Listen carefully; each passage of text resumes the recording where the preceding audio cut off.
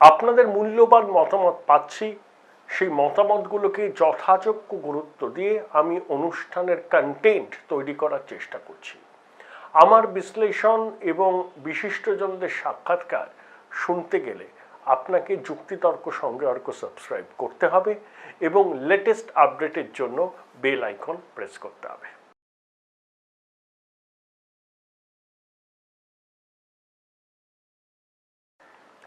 পঁয়ষট্টি ঘন্টার মার্কিন সফরে প্রধানমন্ত্রী নরেন্দ্র মোদী 20টির বেশি বৈঠক করেছেন। বিমানে নয়াদিল্লি থেকে আমেরিকা যাওয়ার সময় এবং আমেরিকা থেকে নয়াদিল্লিতে ফেরার সময়ও মোট 4টি বৈঠক করেছেন। তার বিমান যাত্রার অবকাশেই 4টি বৈঠক হয়েছে, সেটিও দীর্ঘ সময় ধরে। তারপরে মোট 65 ঘন্টার সফরে 20টি মিটিং রাষ্ট্রপ্রধানদের সঙ্গে, বহুজাতিক কোম্পানি সিইও ইত্যাদির সঙ্গে। অর্থাৎ নরেন্দ্র মোদী একটা ব্যস্ততম বিদেশ সফর কাটালেন। তিনি বিশ্রাম নেন না, তিনি শোন না। তার মিটিংয়ের ছবি টুইটার হ্যান্ডেলে এসেছে প্রধানমন্ত্রী, এবং সেটা নিয়ে বিজেপি প্রচার করতে শুরু করেছিল। পালাম এয়ারবেসে প্রধানমন্ত্রী বিমান যখন নামলো, জেপি নাড্ডার সভাপতিত্বে সেখানে বিজেপির কর্মী সমর্থকরা তাকে বরণ করলেন ঢাক ঢোল বাজিয়ে। বিশ্ব নেতা হিসেবে নরেন্দ্র মোদী উত্থান হয়েছে, বিশ্বের মানুষ তাকে ভালোবাসে, সেটাকে স্মরণ করিয়ে দিয়ে তারা একটা মেগা ক্যাম্পেইন করলেন মোদিজির আমেরিকা থেকে ফিরে আসার দিনে। খুব ভালো কথা। মোদিজি কি কথা বলেন? মোদিজি বলেন ডি কিউব। একটা ডি মানে হচ্ছে ডেমোক্রেসি, একটা ডি মানে হচ্ছে ডেমোগ্রাফি, আর একটা ডি মানে হচ্ছে ডিমান্ড। এই তিনটেই হচ্ছে ভারতের জগৎসভায় শ্রেষ্ঠ আসন নেবার চাবিকাঠি। ভারতবর্ষ পৃথিবীর বৃহত্তম ভাইব্রেন্ট ডেমোক্রেসি। ভারতবর্ষের মানুষের গড় বয়স 65% বেশি মানুষের গড় বয়স 35-এর মধ্যে, অর্থাৎ ডেমোগ্রাফিক ডিভিডেন্ড। প্রচুর মানুষ ভালো ভালো জায়গায় কাজ করছেন, ব্যবসা করছেন, তাদের হাতে অর্থ এসছে, তারা বাড়ি তৈরি করছেন, বাড়ি কিনছেন, ভোগ্যপণ্য কিনছেন, নতুন গাড়ি কিনছেন, চাহিদা বাড়ছে। এই সংখ্যাটা ভারতবর্ষে অনেক, 20 কোটির কাছাকাছি।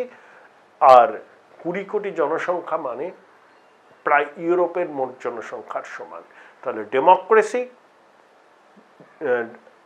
ডেমোগ্রাফি এবং ডিমান্ড, এই তিনটে হচ্ছে ভারতের জগৎসভায় শ্রেষ্ঠ আসন নেবার চাবিকাঠি। এটাই নরেন্দ্র মোদীর বিশ্বাস। এবার আসি ডেমোগ্রাফি এবং ডিমান্ড। দেখুন, ডিমান্ড এখন একটু কমেছে, কারণ কোভিড পরবর্তীকালে বহু মানুষ চাকরি হারিয়েছেন।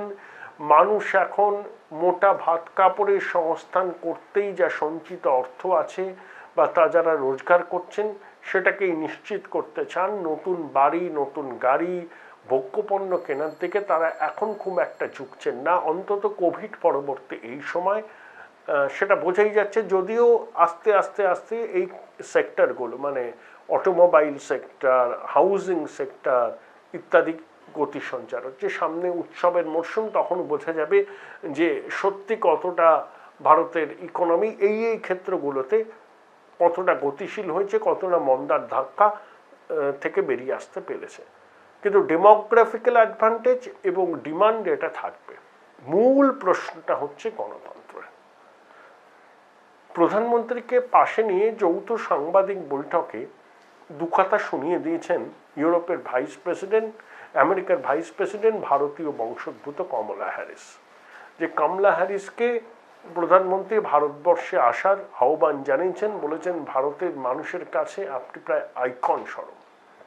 সেই কমলা হ্যারিস যৌথ সাংবাদিক বৈঠকে কি বলেছেন?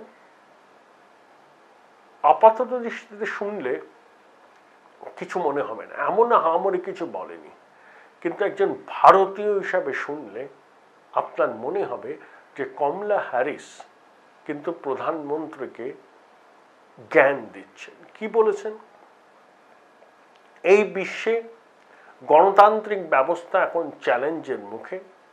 আমাদের প্রত্যেককে এবং প্রত্যেক দেশগুলোকে গণতান্ত্রিক প্রতিষ্ঠানগুলো টিকিয়ে রাখতে হবে, তাতে যাতে তারা আরো সজীব থাকে, ভাইব্রেন্ট থাকে, সে ব্যাপারে সব রাষ্ট্রকে দায়িত্ব নিতে হবে। অর্থাৎ কমলা হ্যারিস যেটা বললেন, প্রধানমন্ত্রী নরেন্দ্র মোদী বিশ্বের বৃহত্তম গণতান্ত্রিক রাষ্ট্রের সর্বাধিনায়ক, তাকে গণতান্ত্রিক প্রতিষ্ঠানগুলোকে টিকিয়ে রাখা এবং গণতান্ত্রিক প্রতিষ্ঠানগুলোকে আরো সক্রিয় করার একটা পরামর্শ দিলেন। প্রধানমন্ত্রী অত্যন্ত অভিজ্ঞ ব্যক্তি, তিনি রাষ্ট্রনেতা, তিনি কিন্তু একবারের জন্য ক্যামেরার সামনে তার অস্বস্তি প্রকাশ করেননি। কিন্তু একথা ঠিক যে আমেরিকান ভাইস প্রেসিডেন্ট, যিনি পদমর্যাদায় প্রধানমন্ত্রীর সমকক্ষ নয় এবং ভারতীয় বংশোদ্ভূত, তিনি এক খর সাংবাদিকদের সামনে প্রধানমন্ত্রীকে গণতন্ত্রের প্রশ্নে দু এক কথা পরোক্ষে শুনিয়ে দিলেন। পশ্চিমী দুনিয়ায় অনেক থিঙ্ক ট্যাঙ্ক আছে যারা ভারতবর্ষকে বলছে পার্শিয়াল ডেমোক্রেসি, অর্থাৎ পূর্ণ গণতন্ত্র থেকে আংশিক গণতন্ত্রে ভারতবর্ষ পৌঁছেছে। সাংবাদিকদের সংগঠন রিপোর্টার্স উইদাউট বর্ডার বা উইদাউট ফ্রন্টিয়ার, তারাও ভারতবর্ষের সংবাদ মাধ্যমের স্বাধীনতা নিয়েও প্রশ্ন তুলেছে।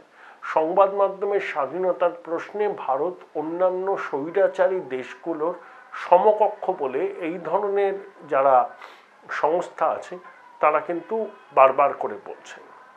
এতে ভারতের অভ্যন্তরীণ রাজনীতিতে খুব একটা প্রভাব না পড়লেও দেশীয় রাজনীতির কিছু কম্পালশন থাকে, সেজন্য ভোটকে সুরক্ষিত করতে, নিজেদের ব্র্যান্ডকে সুরক্ষিত করতে, হিন্দু হৃদয় সম্রাট হিসাবে নিজেকে তুলে ধরতে অনেক সময় অনেক কিছু সিদ্ধান্ত নিতে হয়। কিন্তু তার অভিঘাত যখন বহির্বিশ্বে সম্পর্কের সঙ্গে পড়ে, সেটা উদ্বেগের কারণ হয়ে দাঁড়ায়। এক্ষেত্রে সেটাই হয়েছে। পুরো গণতন্ত্র থেকে আংশিক গণতন্ত্রে ভারতবর্ষ পৌঁছে গেছে বলে অনেক থিঙ্ক ট্যাঙ্ক এই প্রশ্নটা তুলছে। তারা অবশ্যই পশ্চিমী দুনিয়ায়, আপনি বলতেই পারেন এই থিঙ্ক ট্যাঙ্কগুলোর অবজারভেশন একদমই নিরপেক্ষ নয়। তারা পশ্চিমী দুনিয়ার আজ্ঞাবহ তাবেদার, তাদের পয়সায় তাদের ভরণ পোষণ চলে, তাদের মূল্যায়নকে আমাদের গুরুত্ব দেবার কোনো কারণ নেই। আমি তো ব্যক্তিগতভাবে মনে করি তাদের মতামতকে হয়তো দেশীয় রাজনীতি প্রেক্ষাপটে আমাদের গুরুত্ব না দিলেও চলে, কিন্তু বিদেশের সঙ্গে সম্পর্ক, উন্নত দেশগুলোর সঙ্গে সম্পর্কের ক্ষেত্রে এই সমস্ত সংস্থার মূল্যায়নের গুরুত্ব অপরিসীম। সুতরাং কমলা হ্যারিসের এই বক্তব্য সেদিক থেকে ভীষণ ইঙ্গিতবাহী। তিনি কার্যত প্রধানমন্ত্রী নরেন্দ্র মোদীকে অনুরোধই করেছেন বা ঘুরিয়ে বলেছেন যে আপনি কোর্স কারেকশন করুন। দেখুন, ট্রাম্প জমানায় কিন্তু এটা নিয়ে কেউ মাথা ঘামাতো না। ট্রাম্প প্রশাসন তারাও কিন্তু আমেরিকান জাতীয়তাবাদের প্রতিভূ, white American, great American dream, America first, এইসব নীতি নিয়ে তারা চলেছিল। সেক্ষেত্রে নরেন্দ্র মোদীর সঙ্গে ট্রাম্পের প্রশাসনের দৃষ্টিভঙ্গির রাজনীতির অনেক মিল আছে। মোদীজি তো আমেরিকায় গিয়ে বলেইছিলেন, ইস বার ট্রাম্প সরকার, আগলি বার ট্রাম্প সরকার। আহমেদাবাদে এসে ঠিক কোভিডের আগে আগে ট্রাম্প মোদীর যৌথ জনসভা, আপনারা নিশ্চয়ই মনে আছে। সুতরাং মোদীজির সঙ্গে মতাদর্শগতভাবে ট্রাম্পের একটা নৈকট্য ছিল, কিন্তু বাইডেনের নেই। আমেরিকার সংখ্যালঘু মানুষ কোনোদিন ট্রাম্পকে ভোট দিত না, তারা ট্রাম্পকে দু চোখে দেখতে পারত না। কিন্তু বাইডেন কিন্তু আমেরিকায় অনেক সংখ্যালঘু মানুষের ভোট পান। সেখানকার যারা প্রেশার গ্রুপ আছে তারা কিন্তু বাইডেন প্রশাসনের উপর বারবার করে চাপ সৃষ্টি করছে যে নরেন্দ্র মোদী যখন আমেরিকায় আসবেন, যখন দ্বিপাক্ষিক বৈঠক হবে, তখন গণতান্ত্রিক প্রতিষ্ঠানকে চাঙ্গা করার বিষয়ে তাকে যেন দু এক কথা বলা হয়। ঠিক সেটাই করেছেন কমলা হ্যারিস। বিশ্বের কূটনীতিতে এবং বিশ্বের রাজনীতিতে যদি 3Dর অ্যাডভান্টেজ পুরোপুরিভাবে পেতে হয়, ডেমোক্রেসি, ডেমোগ্রাফি, ডিভিডেন্ড, ডেমোক্রেসির অ্যাডভান্টেজ যদি পুরোপুরি পেতে হয়, তাহলে ভারতবর্ষের অভ্যন্তরীণ রাজনীতিতে এবং সংখ্যালঘুদের দেখার প্রশ্নে ভারত সরকারকে এবং কেন্দ্রের শাসক দলকে অনেক নমনীয় অবস্থান নিতে হবে। নরেন্দ্র মোদী কিন্তু একটা ঐতিহাসিক কাজ করেছেন। ৭৫ বছর আগে 14ই আগস্ট মধ্যরাতে সংসদে দাঁড়িয়ে পণ্ডিত নেহেরু বলেছিলেন, long years ago we met a tryst with destiny, now the time comes when we shall redeem our pledge। 1947 সালের 14ই আগস্ট মধ্যরাতে কনস্টিটিউয়েন্ট অ্যাসেম্বলি দাঁড়িয়ে ভারতবর্ষের প্রথম প্রধানমন্ত্রী পণ্ডিত নেহেরু কি বলেছিলেন? Long years ago we met a tryst with destiny, now the time comes when we shall redeem our pledge, not wholly or in full measures, but very substantially। Shekhar গুপ্তার মতো সাংবাদিক, political commentator বলছেন যে অদৃষ্টের সঙ্গে অভিসারের ৭৫ বছর পরেও নরেন্দ্র মোদীর এটা tryst with destiny moment, tryst with tactical alignment with America, with western world. তাই এটা মানে অদৃষ্টের সঙ্গে অভিসারের ৭৫ বছর পর প্রধানমন্ত্রী হিসাবে নরেন্দ্র মোদীরও এটা tryst with destiny moment, tactical এবং geopolitical alignment moment, tryst with tactical and geopolitical moment. তো এবার দেখা যাক যে স্বাধীনতার পর থেকে পণ্ডিত নেহেরু তো প্রথম থেকেই সোশ্যালিস্ট ব্লকের সমর্থক ছিলেন এবং ভারতবর্ষের অর্থনীতি পুরোপুরি ছিল সমাজতান্ত্রিক ধাঁচের। 1955 সালের আওয়াধ প্লিনারির পর ভারতবর্ষের ফিনান্সিয়াল ইনস্টিটিউটগুলো কিভাবে চলবে, সরকার কিভাবে দেশের অর্থনীতি পরিচালনা করবে সে সম্পর্কে একটা রূপরেখা তৈরি হয়। 1956 সালে ইকোনমিক রেজলিউশন পাস হয়, তাতে ভারতবর্ষের অর্থনীতির মধ্যে সমাজতান্ত্রিক কন্ট্রোল প্রকটভাবে উঠে আসে। তার কন্যা ইন্দিরাও সেই পথে হেঁটেছিলেন। জাতীয়করণ থেকে শুরু করে ব্যাংক, খনি, বিমা জাতীয়করণ, রাজন্য ভাতা বিলোপ, এইসবের মধ্যে দিয়ে একদম সোশ্যালিস্টিক পথে ইন্দিরা গান্ধী হেঁটেছিলেন দেশের অর্থনীতির ক্ষেত্রে। সেই সময় বাংলাদেশের যুদ্ধের সময় সারা পৃথিবী ঘুরে বেরিয়েছিলেন ইন্দিরা গান্ধী বাংলাদেশের জনগণের স্বাধীনতার পক্ষে একটা জনমত তৈরির দাবিতে। আমেরিকায় গিয়েছিলেন। কিসিঙ্গার কিন্তু ইন্দিরা গান্ধীকে পাত্তাই দেননি, সোভিয়েত এগিয়ে এসেছিল। চুক্তি হয়েছিল দু দেশের মধ্যে যে কোনো দেশ যদি আক্রান্ত হয় কারোর দ্বারা, তখন অন্য দেশ তার পায়ে শেষে দাঁড়াবে, অন্তত সামরিকভাবে। আপনার মনে আছে যে বঙ্গোপসাগরে 7 ফ্লিট পাঠিয়েছিল মার্কিন প্রশাসন, তার বদলে সোভিয়েত নৌবহরও এসেছিল। যুদ্ধ, বাংলাদেশের স্বাধীনতা লাভ, এই পর্বটা চলেছিল মানে সোভিয়েতের সঙ্গে হবনবিং। আমার মনে আছে ছোটবেলায় সোভিয়েতের ব্যালে টিম কলকাতায় আসতো পারফর্ম করবার জন্য, তখন সোভিয়েত দেশ বলে একটা ম্যাগাজিন বেরোতো, সেটা আমার বাড়িতেও আসতো। তো তখন একটা সোভিয়েত ব্যাপার ছিল, শুধু পশ্চিমবঙ্গ নয়, ভারত সরকারও কিন্তু এই সোভিয়েত ক্যাম্পেই ছিল। 71 সাল থেকে 89 সাল পর্যন্ত এই কালপর্ব ছিল। তারপরে সোভিয়েতের বলকানাইজেশন, সোভিয়েত ইউনিয়নের ভেঙে যাওয়া, ভারতবর্ষ 1991 থেকে 2000 সালের শেষ পর্যন্ত কার্যত স্ট্র্যাটেজিক আইসোলেশনে ছিল।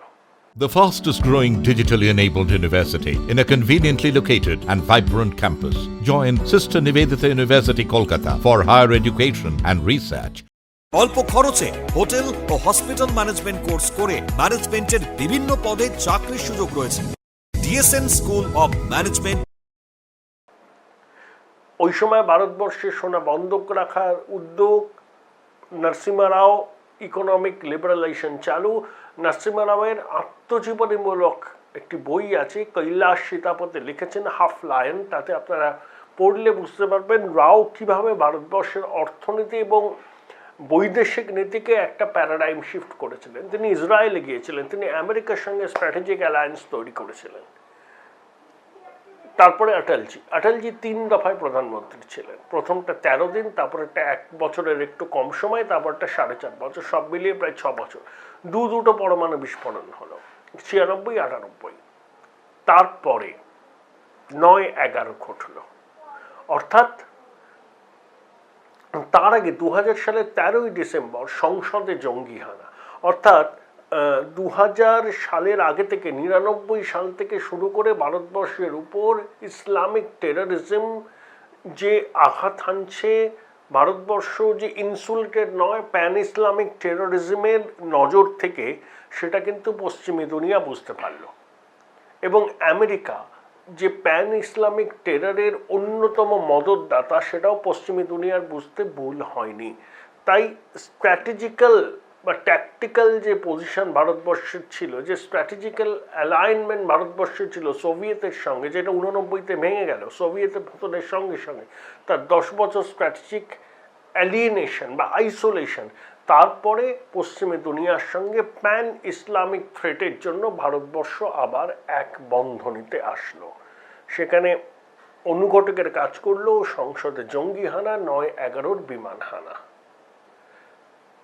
তাহলে নরসিংহ রাও বাজপেয়ী শুরু করেছিলেন, মনমোহন সিং এগিয়ে নিয়ে গেলেন। মনমোহন সিং কি করলেন? ভারত আমেরিকার মধ্যে 1-2-3 এগ্রিমেন্ট। 1-2-3 এগ্রিমেন্টের সব থেকে বড় বিষয় হচ্ছে এনপিটি সাইন না করেও ভারতবর্ষের পরমাণু কার্যক্রমের স্বীকৃতি। এনপিটি বহির্ভূত, নন প্রলিফারেশন ট্রিটি বহির্ভূত ভারতের পরমাণু কার্যক্রমের স্বীকৃতি হচ্ছে 1-2-3 এগ্রিমেন্ট। সেই নিয়ে বামেদের সমর্থন প্রত্যাহার, বিজেপিও সেই চুক্তির বিরুদ্ধে, মনমোহন সরকারের বিরুদ্ধে সংসদে ভোট দিয়েছিল। কিন্তু 2004 থেকে 2014 পরে নরেন্দ্র মোদী যখন প্রধানমন্ত্রী হলেন, তখন কিন্তু তিনি ইউএসএর সঙ্গে রিলেশনটাকে ক্যারি ফরওয়ার্ড করে নিয়ে গেলেন। তিনি কিন্তু কোথাও খামতি দেননি। 2002-এর দাঙ্গার পর মোদিজিকে আমেরিকা সফরের জন্য অনুমতি দেয়নি মার্কিন প্রশাসন, তার ভিসা বাতিল হয়ে গেছিল। কিন্তু প্রধানমন্ত্রী হওয়ার পর বেশ কয়েকবার তিনি আমেরিকায় গিয়েছিলেন এবং ভারত আমেরিকা সম্পর্ক মজবুত করবার জন্য তিনি কিন্তু সর্বতভাবে চেষ্টা চালিয়েছেন। বারাক ওবামা যখন এলেন 2004 সালে, 14 সালে, তখনও তিনি কিন্তু গণতান্ত্রিক প্রতিষ্ঠান, রিলিজিয়াস টলারেন্স, এইসব বিষয় নিয়ে লেকচার দিয়েছিলেন। কিন্তু সেই সময় প্রধানমন্ত্রী নরেন্দ্র মোদী তার সঙ্গে ছিলেন না। প্রধানমন্ত্রীকে সামনে পেয়ে, তাকে পাশে বসিয়ে যৌথ সাংবাদিক বৈঠকে কমলা হ্যারিস যখন গণতান্ত্রিক প্রতিষ্ঠানকে বাঁচানোর কথা বলেন প্রধানমন্ত্রীকে উদ্দেশ্য করে, তখন কিন্তু স্পষ্ট বোঝা যায় যে আমেরিকার ভাইস প্রেসিডেন্ট আমেরিকার প্রশাসনের অনুমতিক্রমেই নরেন্দ্র মোদীকে বার্তাটা দিতে চাইছে যে পার্শিয়াল ডেমোক্রেসি কথা যে পশ্চিমী গণমাধ্যম বা থিঙ্ক ট্যাঙ্কগুলো বলছে, সেই বিষয়ে তাদের সঙ্গে অনেকটা সহমত ওয়াশিংটন এবং পেন্টাগন। এই পার্শিয়াল ডেমোক্রেসি থেকে ফুল ফ্লেজেড ডেমোক্রেসিতে রূপান্তর যেন ভারতবর্ষে হয়, ভারতবর্ষের সংখ্যালঘুদের অধিকার যেন সুরক্ষিত থাকে, সংবাদ মাধ্যমের স্বাধীনতা যেন থাকে, সেটা কিন্তু নিশ্চিত করতে হবে প্রধানমন্ত্রীকে। এই বার্তাটা কিন্তু কমলা হ্যারিস দিয়েছেন এবং বাইডেনের অনুমতিক্রমেই দিয়েছেন। সুতরাং বার্তাটা স্পষ্ট।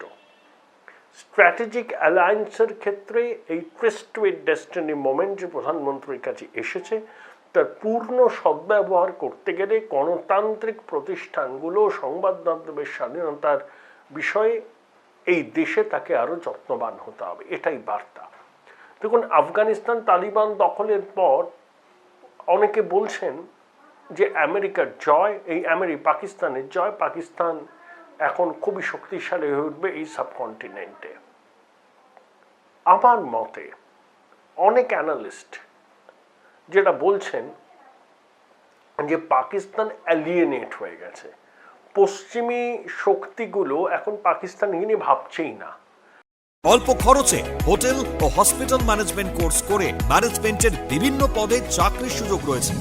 DSN School of Management.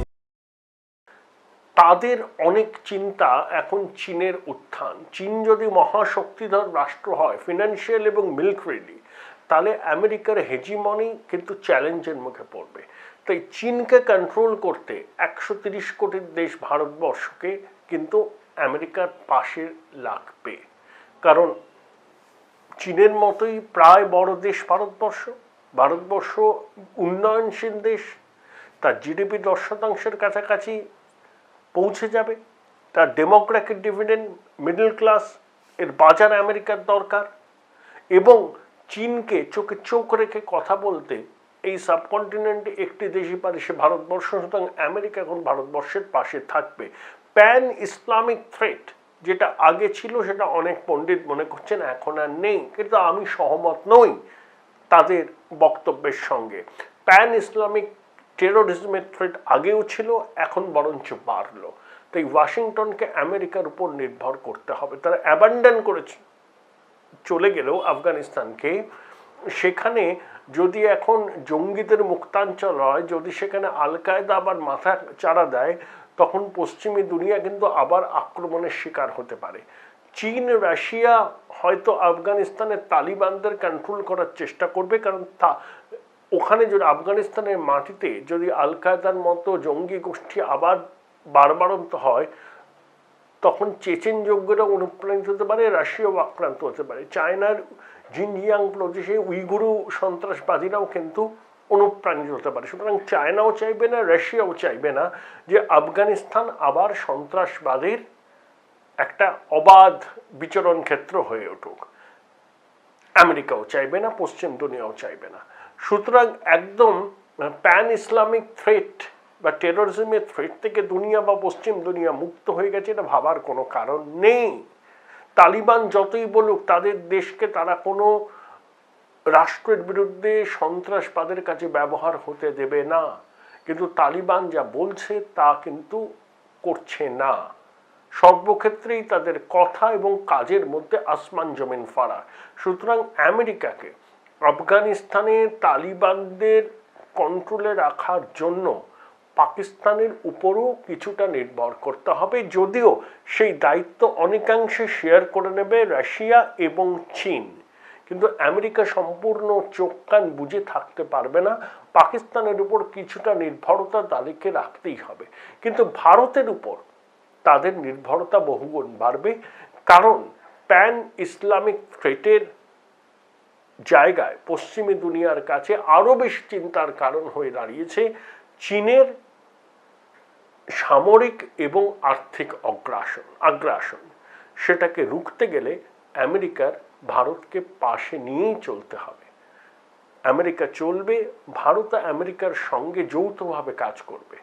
কিন্তু আমেরিকার প্রশাসন একটা জিনিস এনশিওর করতে চাইছে, যে 3Dর কথা প্রধানমন্ত্রী বারবার বলছেন, ডেমোক্রেসি, ডেমোগ্রাফি এবং ডিমান্ড।